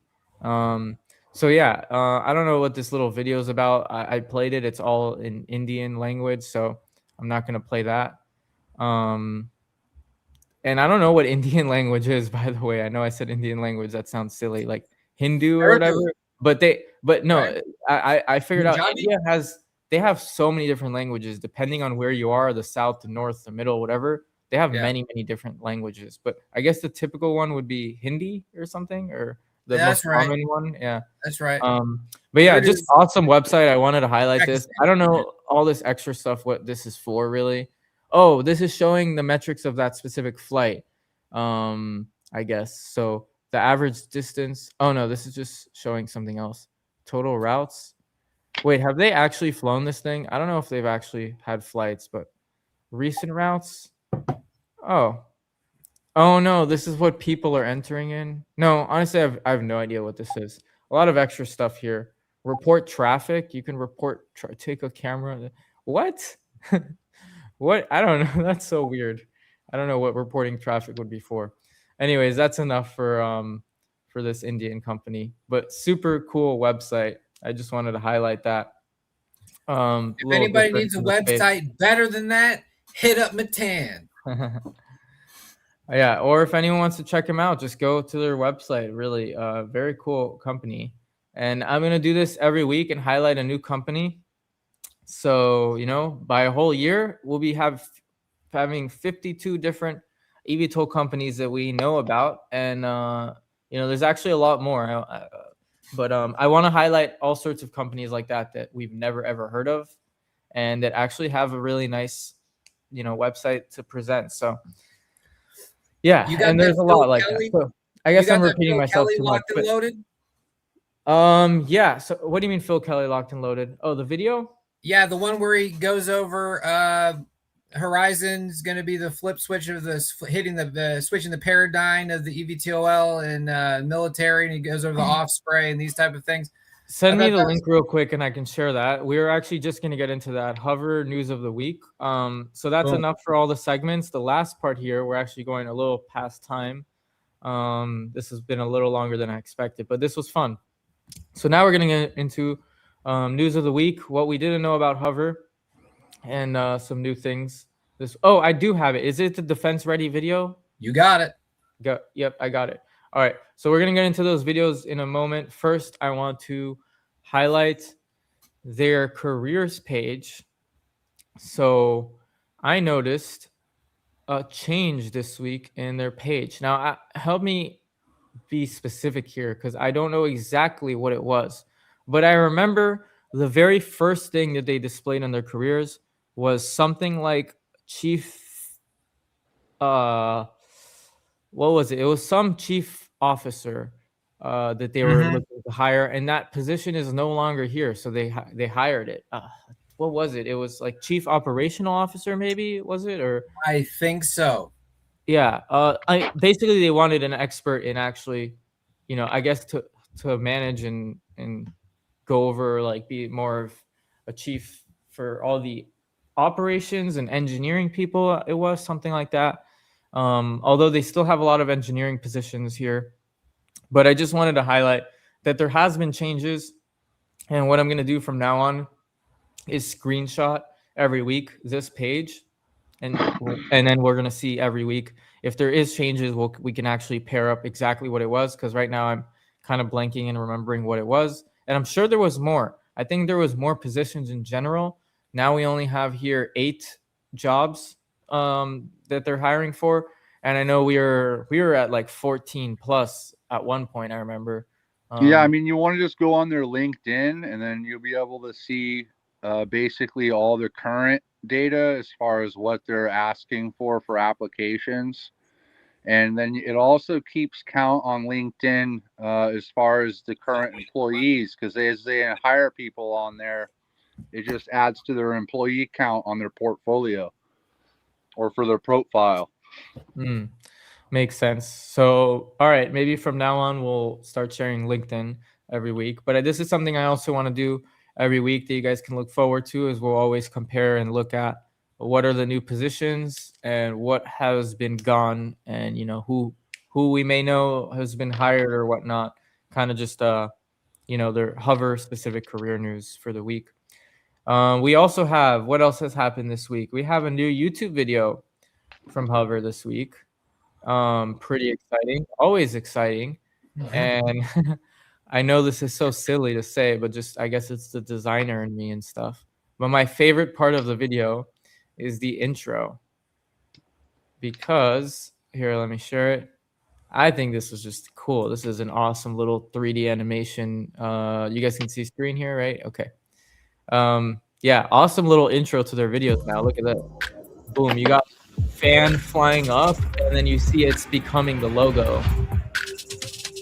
So cool. Yeah, so this is a Meet the Team video. They have many of those, and it's honestly really great and awesome to see, the team and how transparent they are, showing like everyone. Also some diversity here. We have female working for them. I think this is the first Meet the Team video that we are introduced to a female. Pretty cool. Maybe I'm wrong, but yeah, I just wanted to highlight that. I'm not going to play the video. You guys can check it out for yourself on Hover's YouTube channel. I also linked it in the description below, so you can check that out. But yeah, unless there's anything you guys want to talk about that she said, or anything specific about this video, I mean, it's about their good culture, which I will mention and highlight also. If you remember, Horizon has won best culture of 2025, I think, of like all eVTOL companies. Am I right? Something like that, or best place to work for? Maybe I could be wrong. I'm going to look for this real quick. Yes. It was best company culture. Yes, it was best company culture award. They won it in 2024. In 2025, they won company of the year under 50 employees. And then they won also in 2025 leader of the year. So very awesome stuff. Super awesome. Yeah, and how they're showing the team, their culture, their transparency. Yeah. That's just kind of what I have to say about this one. Yeah, she seems laser focused. She seems really smart. She mentioned how it's awesome that like people that are newer to the game, such as herself and others, can easily communicate and not feel put off or intimidated or invalidated by guys that have been doing this for decades. It's a very harmonious situation, which when you're in their type of situation, attempting to run lean and get the job done, the battalion of a few fighting back to back is always the best formation. And yeah, so it just seems like for real, if you look at other stocks, these people are like talking smack about companies like they only got 40 employees, and it's like you don't even know who any of them. They could have one for all you know. You know what I mean? And it's like these guys are like so you know what I mean? Like it's like we know the whole thing. It's crazy. Like it's almost like you can't even put it into words. Like there's no particular, you know what I mean? We can use words like transparent. We can use words like it's very forthcoming, but it's kind of unprecedented. You know what I mean? Well, let's be real. This is some unprecedented stuff. Like the only thing, like what's Hover not telling us? They can't communicate governmental things. They can't communicate partnership stuff before it happens. They can't communicate milestone stuff before it's public knowledge. Besides that, these dudes are forthright. It's crazy, unprecedented. That's a great point. And honestly, I should maybe maybe next time I'm going to prepare some screenshots showing. If you look at every like YouTube channel of all these companies, Archer, Joby, even Vertical Aerospace, and a lot of these companies that are just way, way bigger. I mean, Hover is releasing way, way more videos about them and like high production films and showing the team and all this stuff, almost like a little docu-series they have of like Meet the Team. And then they have this series of Flight Path, and it's super organized and like very awesome. And like, it's not even just transparent. It's awesome for us to understand and see what's going on. For people who want to know more, like even if Archer and Joby want to be transparent, it's like they don't have the right communication methods for it. And the fact that Hover has all this like lined up for us is just amazing. So great point there. Actually, I didn't really think of that too much. Yeah, retail investor of the year, right? or Yeah. retail Leader. investment team of the year. That's right. For Matt. yeah, that hasn't been announced yet. Yeah. He's in the running though, or something. Yeah, everybody's got to nominee. keep voting. Make sure you vote. That's right. Yeah, I voted. Yeah, and if you don't know what we're talking about, I have a video on it. I don't know if it's titled anything about that, but one of the last live streams we do mention. Yeah, and you can Vote vote for for that. multiple devices. You can ask your, your grandma to vote, your dog, whatever. I'll continue with Hover news of the week in a moment here. Paul O'Brien says, "What's the consensus on Hover stock price in 2 years? No pressure, but I need to sell some shares to build a house." What do you guys want to say to him about that? I mean, hey, if you need to build a house, I don't know, is that a priority? Up to you. Like, you make money to build your house and spend it on what you want to do at the end of the day. So I don't know how old you are and where you're at in life, but at the end of the day, all these investments are to do what you want. So, So wait, he said tell you to sell them, 2028, right? 2028, yeah. That's when the Olympics happen. Oh, yeah, that's right. Good point. Yeah, so I think he'll be in good shape. Yeah. Honestly, I agree too. If you just let's pop open the chart since he wants to know. And if you got Hopefully a 2 everybody year, knows what I'm talking about with the Olympics. Yeah, I mean, if he doesn't, he can look it up. But we did briefly talk about it. Archer plans to fly these things in the Olympics. And why is it bullish for Hover? It's just bullish for the whole eVTOL market as a whole. If these things start flying and people seeing them and they're like, oh, this is the next flying car, people are going to be investing in the eVTOL space as a whole. Maybe Archer will get most of the recognition, but it trickles down. Once people learn about Archer, they learn about Joby, they learn about Hover, and it goes from there. Real quick we always bring this up, but this is really an important day, an important catalyst to understand. May 15th here, the stock price rose and it only went up and up from there. That was pretty much its lowest it's been. We haven't been at any levels since May 15. And what happened on May 15? That's when we finally found out the thing is viable. The prototype flew in the air. And right now they're working on building the full scale prototype, the full thing, the X7, not the X5, which is what flew on May 15th. Oh, you probably can't see. Let me.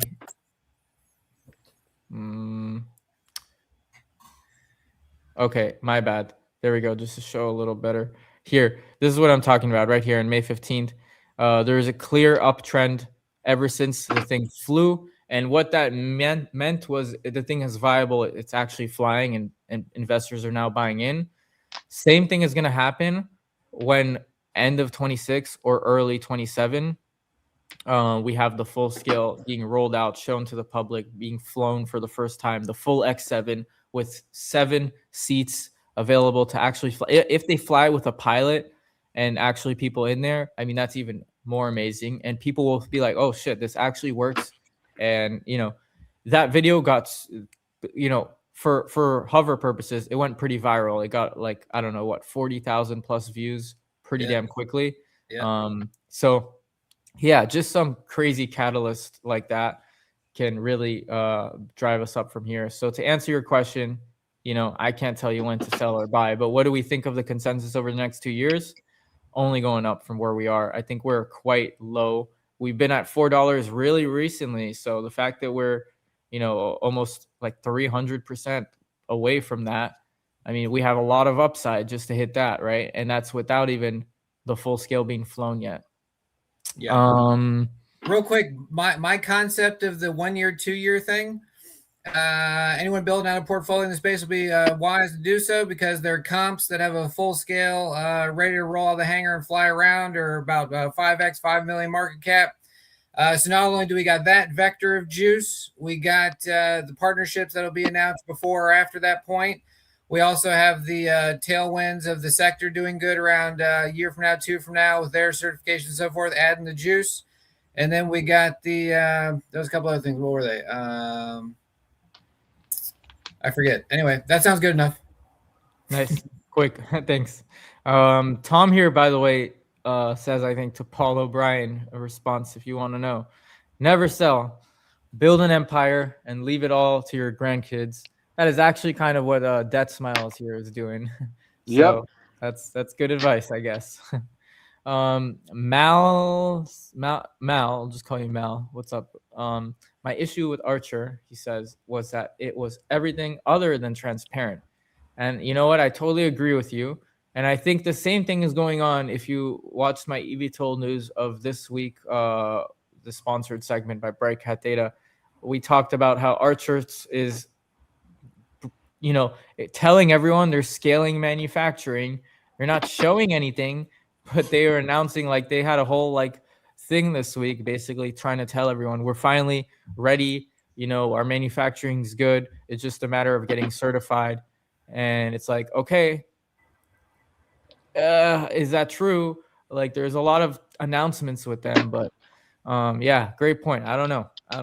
But as far as Hover goes, like we spoke about, the transparency is awesome. So that's great. DC says, does Hover depend on daily stock price? Nice house, Anthony. Nice, Anthony. It looks like Yeah, I do not know how to build a house, so this is what my house is going to look like that I'm going to buy for my mom. You see, this is the future. You're seeing the future right here. Hell yeah. Just like right behind me, we got the future. The Cav X7 flying around all over the place. So that'd be awesome. And does Hover depend on daily stock price? No, I don't know what you mean by that. Like for them progressing, like I guess do you mean if the stock price goes down to under $1, it becomes, in dangerous territories of becoming delisted or whatever? Does it depend on that? I mean, no, we already talked about how they're ready to build this thing. They already have the plan. They have the money. Everything is just a matter of time and getting this actually done. We're only months away, like what, 6-10 months away or less or so. But yeah, obviously if the stock price gets delisted and stuff, that would not be good. And but yeah, depending on a daily, I don't know. I don't understand the question too much. I can give a somewhat sensible answer to potentially what that question's asking. I was thinking about this earlier. You go to Circuit City and you buy some headphones for $30, and then it ends up they go on sale for $25, and you're like, damn, I bought it there and it's cheaper now. But you know what? Maybe it was a really good deal at $30 anyway. So it's like, whatever. You know what I mean? A lot of people were buying Hover at $1.60, $1.80. Back in the day, they were like, is it ever going to go below $1.70? I want to load up. You know what I mean? Whatever. It's about share count. You know what I mean? It's going to go up. Zoom out. It's going to be awesome. I just, everybody has a personal situation. You can load up at whatever particular time, your own thing. But I'm just like, yeah, where it's going. See, because if his question is how does Hover depend on the daily stock price, my answer is no. My Hover depends on the future stock price. That's where it is. It's the future. You buy some shares at $1.30, $1.60. It doesn't matter. It's the future stock price. Yep, that's right. And Paul O'Brien here said that he's been in Hover starting at 49 cents, which is awesome. Definitely before the transition flight then. And he says $8 to $10 would be nice. Speaking of the future of the stock price, we don't know what it'll be. $8 to $10 honestly is a great price target, I think, because $10 or so was where the IPO was, and the goal is at least to get back to that and more. If you ask Death Smiles, his AI gives him some more bullish numbers. We're talking 12, 18, even $25 on a really, really bullish case scenario. But that all obviously depends that everything goes to as planned. And hopefully, as everything we've seen so far, honestly, the good thing is, like to the guy's point before, who was in Mal, with so far that Archer hasn't been transparent. So far, we know that Hover has been transparent. They had a plan, they executed. So history shows that they're doing things right, and we can only predict that the future should be, give or take, projected to be like their plan, right? And not pivot from the plan. We'll hear some new stuff, but not a pivot, right? It'll be nice to have additional things like we talked about drone revenues. So that'll be interesting. But yeah, we have here one more video to show. And let me add this to the screen real quick. This is the Phil Kelly video you wanted me to share. So actually, I'm not too sure what we're going to show here.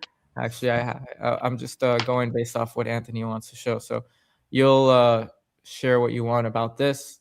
just a short clip right here. Can you see screen? No, not yet. All right, there we go.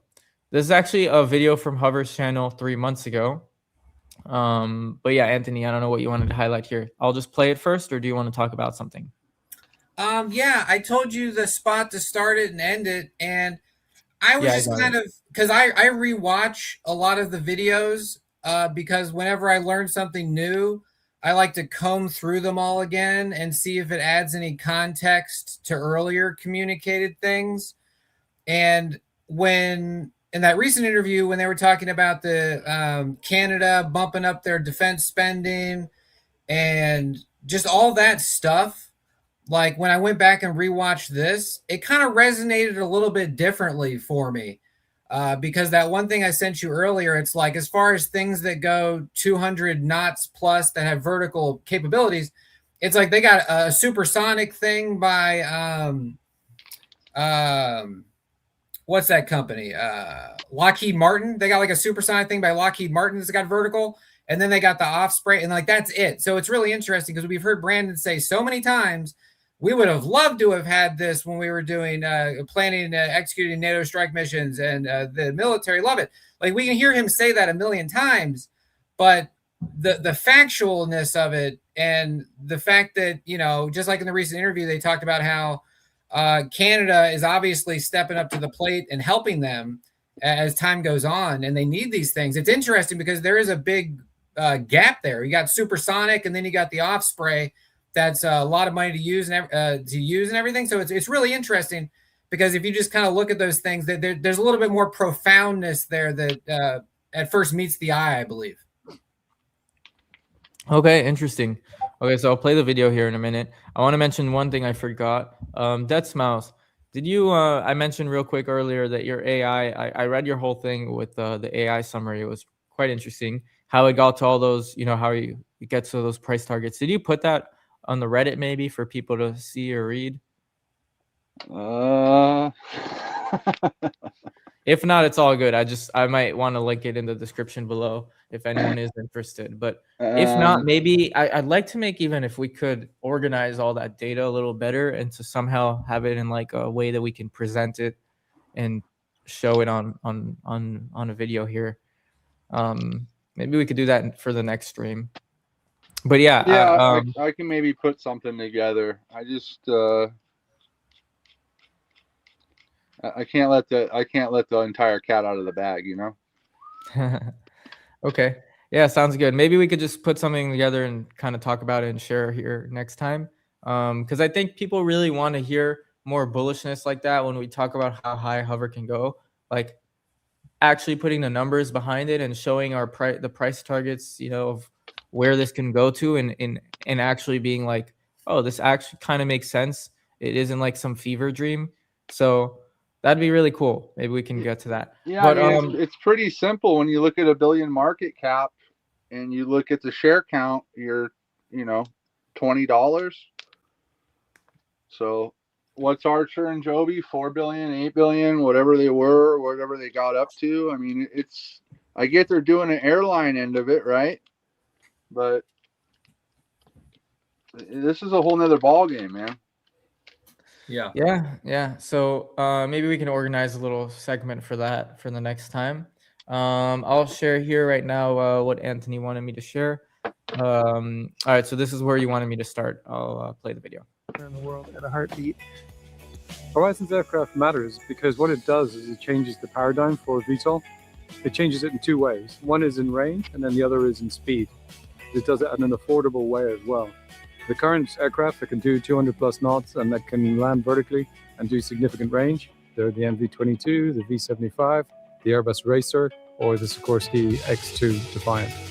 Each of those have significant mechanical complexity in a way that our aircraft just doesn't. You know, often some of the most complex missions are limited by the slowest aircraft in the fleet. Oftentimes that's going to be a helicopter that's going to go and pick up a downed pilot from high enemy lines, or maybe insert some special forces into a certain location. And typically that helicopter is, you know, a limiting factor.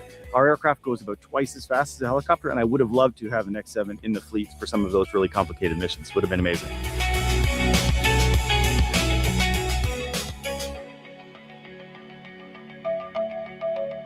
Oh,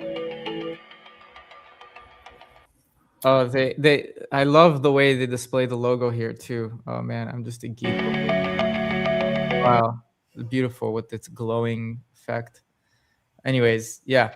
Yeah. What do you And, want to share, Anthony? yeah, and it's interesting too because that came out before they released the external organization verified 97 cents per seat mile, because he mentioned in there it's a lot cheaper to operate. And when he mentioned that on their website, it was like $1.90 something at that point. So that's He even should more. start saying maybe soon, instead of a lot cheaper to operate, it's an order magnitude greater, cheaper to operate. Yeah. But the one thing that I kind of cued into a little bit was like Brandon has said the reason that they went with this architecture is because him, his father, etc., they saw that there was a gap in the market with the all electric infrastructures and architectures. So we know that as a datum, like that is a datum, right? But he's mainly talking about, you know, the city intra-city hops or whatever they're talking about, right? But then if you apply that datum to the military side, there's also a gap there too, because I sent you that one thing, all they got that goes, you know, they don't even go 200 plus knots, except for the supersonic thing, the Lockheed Martin supersonic vertical takeoff, the whatever that is. And then the other stuff that's in the video that has a lot of moving parts, very expensive. What did Brandon say? He said Phil Kelly told him that like him and another like commando were in like an off spray, and it costs like what, like $44,000 an hour to like operate or something crazy like that. Like, you know what I'm saying? So it's like, and so it's interesting because whenever Brandon said we saw there was a gap in the market, that was always more relegated in viewpoint to the air taxi concept. But it's interesting because this actually shines light that there's also the gap in the military side of things. You see what I'm saying? Because, you know, they got the Korzybski and all this stuff, different countries making stuff. But it is interesting that the things, it's so practical. Like this thing's like a, like, you know, remember the Jeep, the U.S. General Purpose, and then they turn it into the Jeep. Like that thing's badass. The Cav X7 is kind of like a Toyota Prius meets the Jeep. You know what I'm saying? Like for real. Like that Toyota Prius Jeep of the skies, you know, Swiss Army knife type stuff. Like it's crazy. But I thought that was really cool because if you tie in the current events to that, it just really puts it in a more emphatic light, I think. Nice. No, I like the analogy. That's great. So yeah, that was your hover news of the week segment. Actually, this is I didn't think I'll show this, but I do want to mention it, I guess, because if anyone here is going to watch that new Brandon Robinson interview, there is a part on there where one of the questions that I think Sergio asked was comparing them to another fan and wing eVTOL company, which I actually, it's so funny because I saw their website for the first time this week, and then I heard about them on that interview, and I'm like, oh, I know exactly what he's talking about. But if you actually listen to it on the interview, you don't really know what he's talking about. But so I wanted to share that to anyone who's going to be watching that interview, which is Ascendance. This is a pretty cool eVTOL company.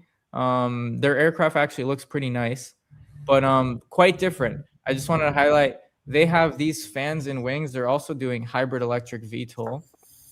And if you look at their aircraft, they literally have these huge fans inside the wing. They just, you know, the main difference is that they don't close the fans. And so I'm sure that might provide a lot of drag actually when, you know, when the air is coming through, it doesn't just go fully through. It probably goes down through the fan. And I don't know how that may affect things. A lot. But they are quite different. They have the propeller fan in the back and in the front. They actually it looks pretty damn cool, I will say. But I don't think this ever did a transition flight. And it's all still very, very early. But yeah, a little shout out to them. Just if you want to check them out and see what they're about. Also, they have a pretty nice website, but this is not a website that I would display on eVTOL Weekly. I want something more cool. So, but I just wanted to highlight. So I guess a little shout out to them, since Brandon was comparing to them and saying how they're not really the same actually. So just wanted to show what that looks like, and to anyone who's going to watch that interview. I guess that's kind of it for all the agenda today. This was actually much longer than our videos. I looked, we usually did an hour and 20 minutes, all our last videos. I think I want to try and stick to that, an hour and 20 minutes. So I'm going to see how I can, this is the first time we have this full agenda. So I'm going to see how we can move along faster and maybe cut some things out and make this agenda more proper. But one other last little thing I want to add to the agenda, just to end off every video, I want to end off with like a little inspirational quote or just something I maybe learned or a quote that I saw in the week. And I have this one quote I want to share. It's from Jim Carrey, actually. Great, one of the best comedians in my opinion. Can I say something before we end? If you're going to Yeah. go last. Yeah. My bad. Thank you.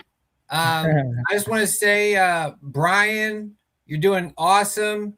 Everybody, Matt, keep it up. Brandon, you're killing it. Phil Kelly's out there. You know what I'm saying? We're going to have some awesome products from him in the future. Very fantastic. Since it's basketball season, I thought of something interesting. This was that epiphany that eluded me earlier, but then I just remembered it, which was there was a time in sports where people didn't watch the tape of their opponents. They would just play blind. Like they might have some information on their opponents, but they would just play their best and go for it. And there was a time when these head coaches had their own epiphany. We should probably watch video recordings of the previous games that our opponents have played so that we can learn things from them, right? The secondhand observation, an observation you can have not directly, but on a via, right? And then when Brian and Brandon, the 2.0 program, where they have learned from the pitfalls of their predecessors and earlier circumstances, it is quite profound. And I believe that was one of the vectors that kind of eluded me earlier, which is their ability to see what the others have done in the attempt to win this game of conquesting the manufacturing and execution of the EV2L program. Like knowledge is power. And they have very sound fundamentals and certain philosophical things that make them very powerful. And I believe their ability to see the past, thank goodness to the other companies, really projects them well into a very clear future. Beautifully said. I like that. Death Smiles, is there anything you want to share before we end off here? No, I mean, the only thing I can say is that if you're just getting into HOVR, now's the time.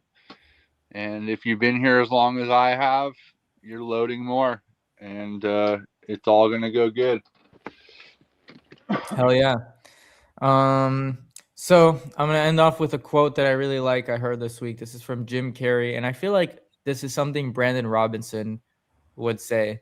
But Jim Carrey once said this quote. He said actually that his dad told him this, and that's why he got into doing what he does, which is you can fail at doing something that you don't want, so you might as well take the chance at doing something that you love.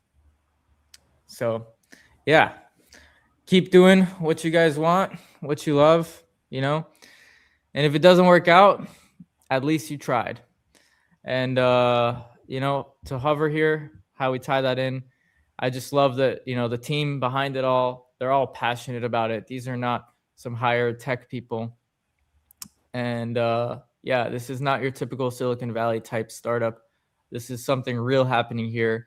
They love what they're doing, and Brandon wants to fly this thing himself. You saw on I think on the last interview that he said something like there's going to be a big fight between who gets to fly it first, between his family, you know, him, his dad, his stepbrother, whoever it may be. So they want this thing for themselves, just like he said many times he wishes how he had it in the military. And yeah, just a fun little quote. So yeah, I think that's the end of the stream, guys. This was very long. Thank you all for tuning in with us. And oh, Tom Jira here says failure is not an option. That's right. HOVR, get it done. Awesome. So thank you all for joining. And as always, until next time, stay thinking, question everything, and peace out. It's really amazing and also humbling. So this has been the culmination of about a decade of work, again, with an amazing team that's grown from very small to now quite large, and seeing the technology validated, coming up from the concept all the way through with a very sort of operational focus to develop some technology that actually works in the real world right now. And to move on to build a full-scale aircraft that's going to change the way we move around the planet, it's awesome. Couldn't be happier.